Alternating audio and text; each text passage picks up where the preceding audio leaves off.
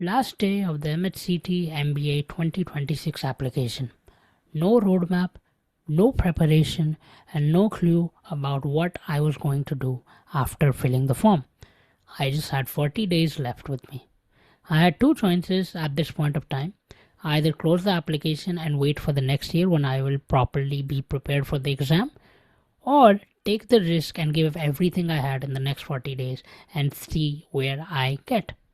I chose the second option, and 40 days later, I secured 99.21 percentile in MH-CET MBA 2026. But looking back at this journey, I don't think I scored 99.21 percentile due to the fact that I covered all the topics or I knew more than the other aspirants. I was able to secure a 99 percentile due to the simple fact that I owned the exam. I knew exactly what section I was going to attempt, and I had a strategy in place for the D-Day. Most aspirants think that MH-CET MBA is just about getting more knowledge, studying more, practicing more, but that is totally not true. Based off of my experience, something that I have understood about this exam is not an exam of knowledge. It is more over an exam of strategy and how you attempt the paper on the D-Day. I scored 60 marks in my first MH-CET MBA mock, and I took that score all the way up to 133 on the D-Day. I had given MH-CET MBA 2026 slot 5 attempt 1, and that was the toughest slot out of all 7 slots across 2 attempts. So if I can do wonders in 40 days, you can definitely do very well in this exam, given that you have 6 or more months to prep for this exam. This exam isn't just about aptitude, it's about strategy, it's about momentum, and it's about knowing which question to attempt, which one to leave, and how to stay calm under pressure. So if you're planning to prepare for MH-CET MBA, whether you have 6 months left, 3 months left, or a couple of weeks left, this video will save you from making the same mistakes I made and will help you achieve that 99 percentile that you want. In this video, I'm going to walk through my entire journey. I'll rewind through my entire journey and hopefully provide insights so that you can also secure that dream percentile and get into your dream college. So let's rewind 40 days and start from the beginning. So before we dive into my journey, a lot of you might be curious about what MH-CET MBA is. A lot of people don't have an idea about it. If you're an engineering person, you might not have an idea. A lot of the commerce folks and folks from other fields have an idea about MH-CET MBA.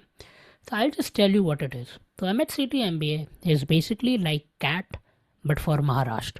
So it opens the gateway to the top universities and top MBA colleges across Maharashtra. And the main advantage that you get with these colleges is they have one of the highest ROIs out of all the MBA colleges. So the fees, talking about the best college in Maharashtra, which is also known as the CEO factory, Jamnalal Bajaj, they basically have a fees of 6 lakh and their average placement is 28 lakh. So I'll just show their brochures so that you actually get an idea about what the college is all about. Okay, so let's dive right in. So if we look at this right over here, this is the placement overview of Jamnalal Bajaj.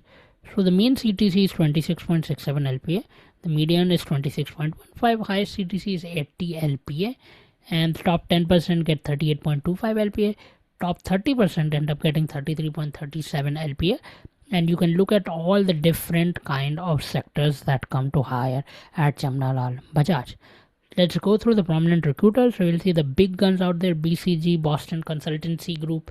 You have EY, you have Crizzle, you have Axis Bank, you have HSBC, you have Infosys, you have KPMG, you have JSW, you have JP Morgan Chase, you have Mercedes, you have Mizo, you have Yes Bank, you have Visa, you have Vedanta. You name it, and you have these companies in the prime recruiters. You also have McKinsey and company. So this is what an MBA at Jamnalal Bajaj gives you, right? can see how well their students are in various events. So they won in Accenture, they were National Finance HP, Airtel, HSBC, Infosys. And if you look at the sector snapshot to get a better idea about the kind of companies that come, so in BFSI alone, you have companies such as Citi, HSBC, JP Morgan, Chase, Morgan Stanley. And in consultancies, you have McKinsey and Company, you have PwC, you have EY, Deloitte, Accenture, BCG, you have all the big guns that you can imagine. You even have companies like FMCG and pharma. You have companies in manufacturing. You also have companies in IT. So Paytm, Accenture, HCL Tech, Eternal, Infosys Consulting, Porter, so on and so forth. So as they mentioned, there are more than 70 recruiters that come to your college. So this is the kind of environment that you get to be a part of, and it's known as the CEO factory. So you get such a good network to grow with, and you're surrounded with so great people. It's gonna be a good experience. So this was just about what MH-CET MBA really gives you, and the kind of opportunities you will get if you do good in this exam. But in order to do that, you first have to crack the exam. Now let's look at the exam structure. So the exam is basically a 2-hour exam. It's not very long. It's a 2-hour examination. So if we just talk about that, so this is the document that tells us about the format, right? So it has 4 sections: logical reasoning, abstract reasoning, quantitative aptitude and verbal abilities, reading comprehension, also known as VARC. So logical reasoning has 75 questions. Each question is of 1 mark, so maximum marks you can get is 75. Abstract reasoning 25 questions, 1 mark each, 25 marks. Quantitative aptitude makes up 50 questions, 1 mark per question, 50 marks, and VARC makes up 50 questions again, 1 mark per question, 50 marks, and it has no negative marking. Maximum score you can get is 200. And I ended up scoring 133 after the grievances were taken place, or after the errors were corrected. I got 130 as a raw score. After the errors were corrected, mostly 131 or 133. I can't tell the exact score based off of the errors that were corrected. And if you talk about my scores, so this is what I got. So I got 42 marks in logical reasoning out of 75, 19 out of 25 in abstract reasoning, 36 in quant, and 33 in verbal reasoning out of 50. And this is how I ended up scoring a 99.21 percentile. Okay, so now that we have understood a bit about the exam and what the different sections are, I'm going to talk about my journey. So my journey started off with a simple Atal mock, which was the mocks that was given by MH-CET MBA. They had their official mocks, and I scored 60 marks.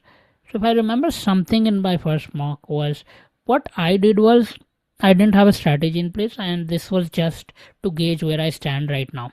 And I was pretty disheartened, I'll be honest with you. I was pretty disheartened that if I get such a low score initially, how can I even, compete with the folks that have been prepping for the last 1 year, 6 months, or for the folks that weren't able to clear CAT due to some reason and they are prepping. So I wasn't really sure about how I could compete with these big guns. And something I took away from that mock is my strategy was messed up, and that is why I wasn't able to score well. My initial strategy looked something like this. So this is the strategy I used in the initial 3 to 4 mocks that I took, and I got scores ranging from 60 to 75ish. So my strategy was simple. I'll go through the entire paper and I'll mark the questions that I feel I can solve. So I'll do mark for review, and I'll do that with all the sections. And once I am done with marking all the questions I'm going to attempt, which took around 10 minutes, I started attempting the question.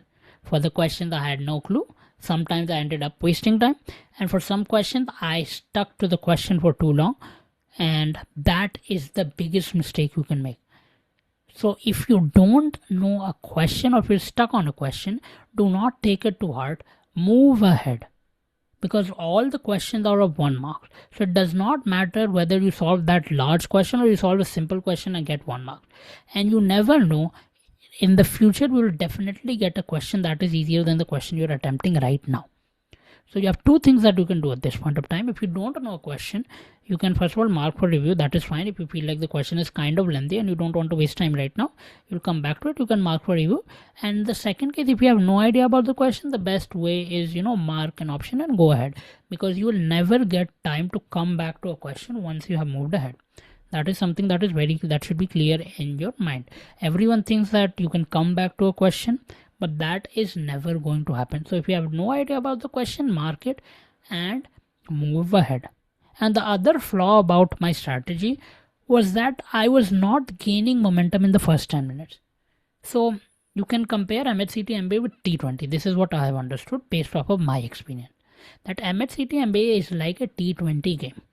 The first 6 overs are the power play. So the power play over here would be the first 10 to 20 minutes. So if you can maximize the number of questions you solve in the first 10 to 15 minutes, you will definitely do good. You should note this down somewhere. What you do in the first 10 to 15 minutes is definitely going to impact your overall exam. If you are able to solve 10 to 20 questions in that first 10 to 15 minute period, you will definitely do good.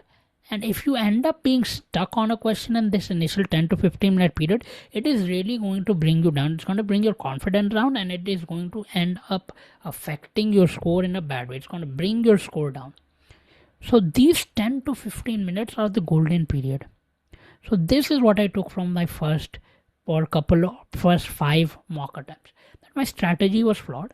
And the update I made to the strategy was I would go and I would directly start solving a question. I would not mark a question. If I understood the question and if I felt like I've seen this question before and if I can solve it, I gave it the time and I gave it limited time. If I was stuck more than 30 to 40 seconds, I would definitely move ahead, mark for review and move ahead.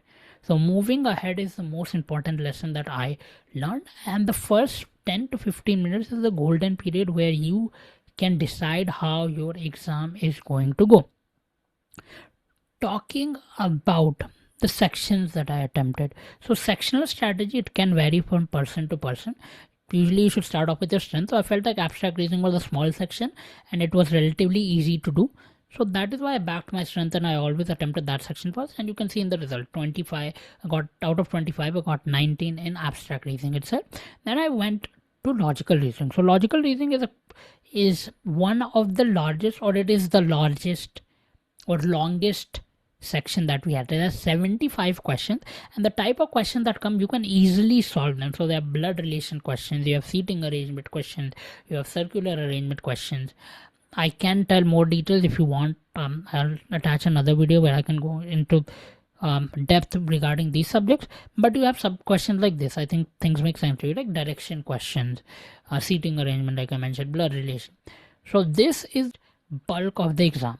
And this I feel like is a very scoring section.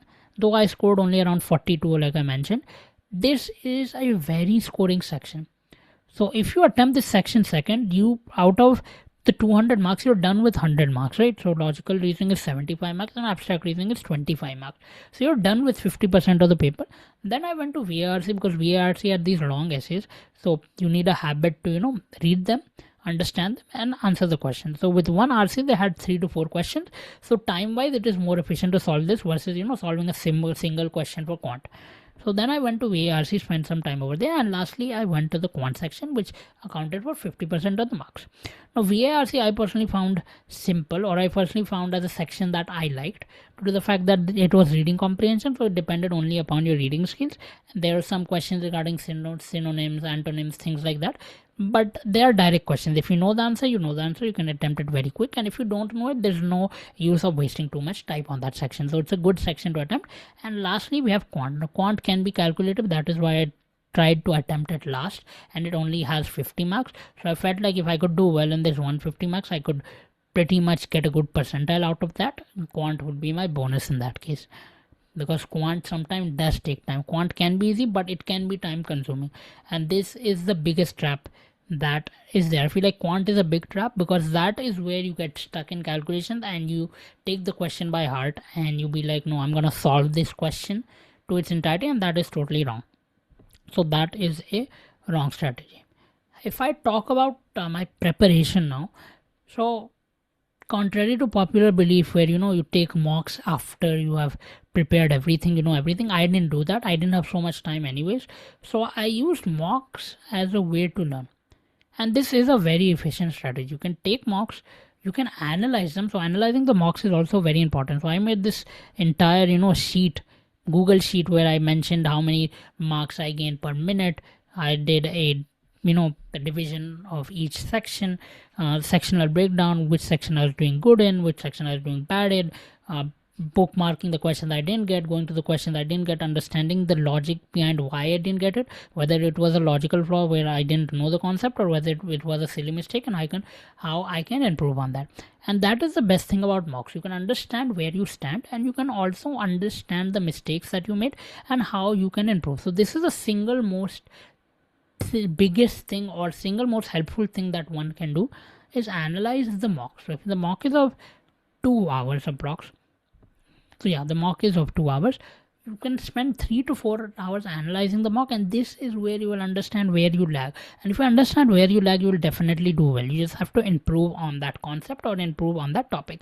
I didn't have enough time, so I used mocks as a prep strategy. I understood the concepts which I didn't get, and I went on solving some questions from R.S. Agarwal's book or Arun Sharma's book that I had, LOD level 1. So that is what I did. I didn't focus too much on practice, to be honest. It was more about taking mocks, understanding from them, and then going to the topic I didn't understand. And that was pretty much how I went through over this 1 month period of time. And I was low at time, that even on the exam day I went with an open mind. I wasn't really sure what I was going to do. I was like, if I score better than 95 or 96, it's going to be really good. And I ended up scoring 99.21. And that taught me something else, that it is very important to go out with a free mind. Because if you go out with a free mind, you will definitely do well. You don't have to take pressure about the exam. You have done your prep, and then it's just you and the paper, and you just have to treat it like a mock. And that is exactly what I did. Went with a calm mind and treated the paper like a mock. And that is all that I did. And that is all that you should do as well right now. So instead of worrying about how to prep, you can directly dive into the mocks and actually start prepping.